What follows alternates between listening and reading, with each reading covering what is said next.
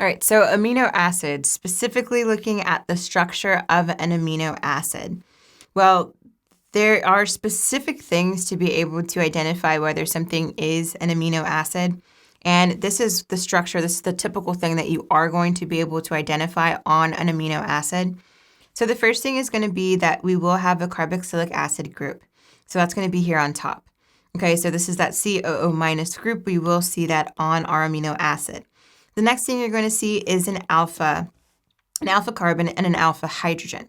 So you can see this as a cross. Just remember that every point is a carbon. So this is a carbon here. So I know that this is my alpha carbon since this is connected to that carbonyl carbon. And then my alpha hydrogen would have been the hydrogen that is connected to the carbon, which is what I see here.